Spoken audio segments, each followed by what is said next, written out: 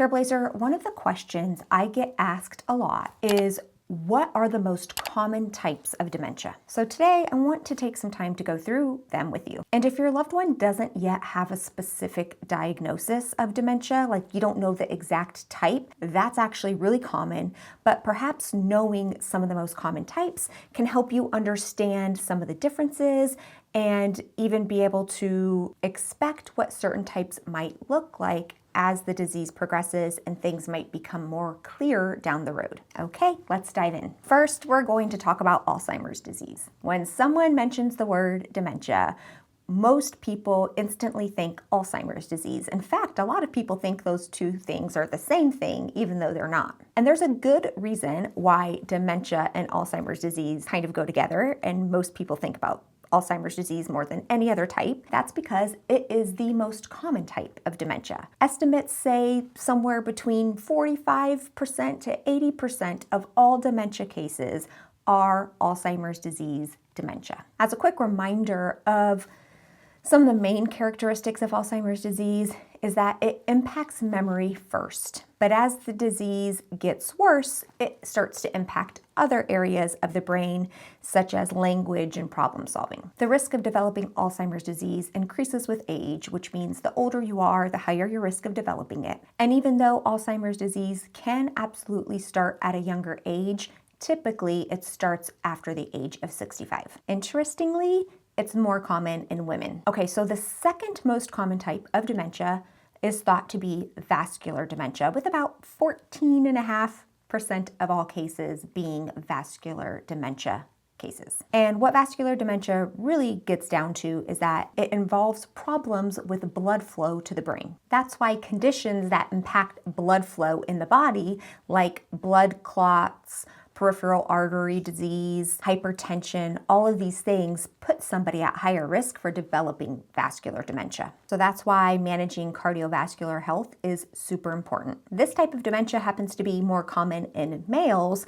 and that's thought to be because males often have some of those blood flow conditions more than females. The conditions like high cholesterol, high blood pressure, heart disease, smoking, those kinds of things put you at increased risk for vascular dementia. The next most common type of dementia is called Lewy body dementia. It's thought to account for maybe 5.4% of dementia cases, but I've also seen studies that suggest it's so confusing and hard to identify that it might actually be more prevalent than we realize. But basically, this is due to protein deposits in the brain that are called Lewy bodies. Some of the hallmark symptoms include sleep disturbances and visual hallucinations. Even though those things can exist in all of the types of dementia, those tend to be some classic hallmark ones for this type. People with this type of dementia tend to have some good days, some bad days, some waxing, some waning. So you might notice,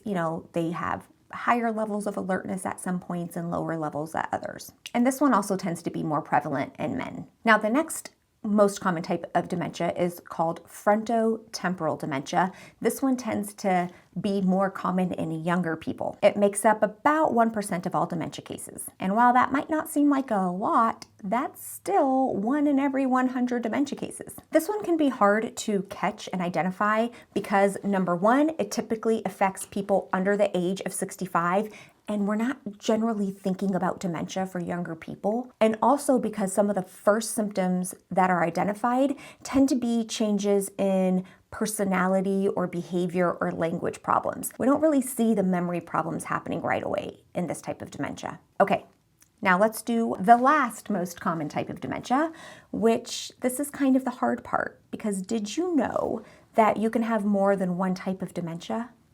Yeah, it's called mixed dementia, or dementia due to multiple etiologies. It's most common in older adults. Symptoms vary depending on what areas of the brain are impacted. Treatment really focuses on individual symptoms, and the most common combination of mixed dementia tends to be Alzheimer's disease with vascular dementia, which makes sense because those are the top two most common types of dementia. There was one study that found the combination of Alzheimer's disease and vascular dementia accounted for about 6.3% of dementia cases. Alzheimer's disease combined with Lewy body dementia made up about 2% of mixed dementia cases. Now remember, every person with dementia is unique and different.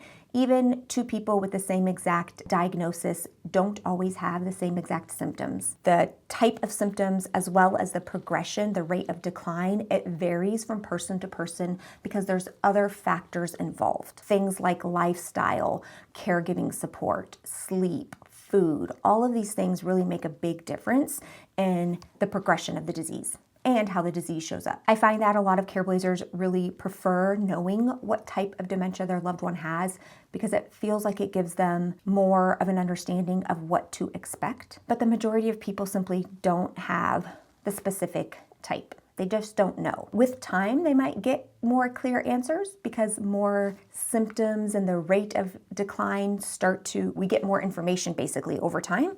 So sometimes it gives us a better understanding of what type it might be, and other times we just don't know. And in that case, we call that, instead of multiple etiologies, which is more than one type of dementia, we call it unknown etiology, like we just are not sure. Now, if you want to learn more about each of these different types of dementia, I have done full-blown videos on all of these types. I'll be sure to link those in the description below so you can dive into any specific types you want to learn more about. I also have an entire program called Understanding Dementia, where we break down the types of dementia, the specific symptoms they tend to have, the important treatment providers who are involved in dementia assessment and treatment, basically everything we need to know to understand dementia.